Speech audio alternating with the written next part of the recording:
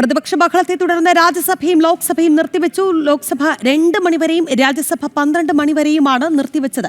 വിവരങ്ങളുമായി ഡൽഹിയിൽ നിന്ന് നന്ദഗോപൻ ചേർന്നു. നന്ദൻ, എന്തായാലും പാർലമെന്റിൽ ഇന്നും പ്രക്ഷുബ്ധം തന്നെയാണ്.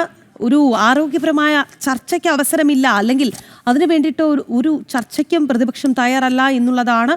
പ്രതിപക്ഷം ഇന്നും കടുത്ത ബഹളമായിരുന്നു. തുടർന്ന് രാജ്യസഭയും ലോക്സഭയും നിർത്തിവെച്ചു എന്നുള്ള അപ്ഡേറ്റ് ആണ് ഏറ്റവും ഒടുവിലായി ലഭിക്കുന്നത്. ലോക്സഭ 2 മണിവരെ നിർത്തിവെച്ചിട്ടുണ്ട്. ഒപ്പം തന്നെ രാജ്യസഭ 12 മണിവരെയുമാണ് നിർത്തിവെച്ചിരിക്കുന്നത്. നന്ദഗോപൻ ചേരുന്നുണ്ട്. നന്ദൻ, പ്രതിപക്ഷം ഇന്നും ബഹളം തുടർന്നു.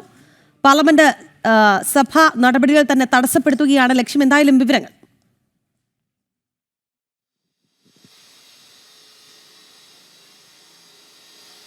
രഹി, പാർലമെന്റിന്റെ ഇരു സഭകളും ഇന്നും പ്രതിപക്ഷം സ്തംഭിപ്പിച്ചു. ലോക്സഭ 2 മണിവരെ പിരിഞ്ഞിരിക്കുകയാണ്, രാജ്യസഭ 12 മണിവരെയും പിരിഞ്ഞിരിക്കുകയാണ്. രണ്ടും പ്രതിപക്ഷ ബഹളത്തെ തുടർന്നാണ് സഭ നിർത്തിവെക്കേണ്ട സാഹചര്യം ഉണ്ടായത്. പ്രധാനമായും കേന്ദ്ര ആഭ്യന്തരമന്ത്രി അമിത്ഷാ സഭയിൽ എത്തുന്നില്ല, സഭയിൽ പ്രതിപക്ഷത്തിൻ്റെ ചോദ്യങ്ങൾക്ക് മറുപടി നൽകുന്നില്ല എന്ന് ആരോപിച്ചുകൊണ്ടാണ് പ്രതിപക്ഷം സഭാ നടപടികൾ തടസ്സപ്പെടുത്തുന്നത്. കഴിഞ്ഞ മാസം 20-ാം തീയതിയാണ് ഈ മൺസൂൺ കാല സമ്മേളനം ആരംഭിച്ചത്. അന്നു മുതൽ തന്നെ പ്രതിപക്ഷം അകാരണമായി ഓരോരോ കാരണങ്ങൾ ചൂണ്ടിക്കാണിച്ചുകൊണ്ട് സഭാ നടപടികൾ സ്തംഭിപ്പിക്കുന്ന സ്ഥിതിവിശേഷമാണ് ഉണ്ടായിരിക്കുന്നത്.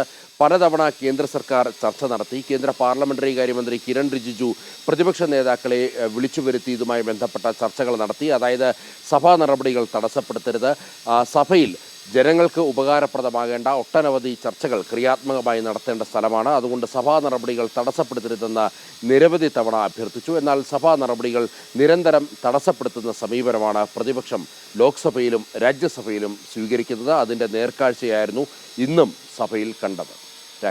ശരി നന്ദൻ, പ്രതിപക്ഷം ബഹളം തുടർന്നു. ഇന്നും രാജ്യസഭയും ലോക്സഭയും നടപടികൾ തടസ്സപ്പെട്ടിരിക്കുകയാണ് എന്നുള്ളതാണ്.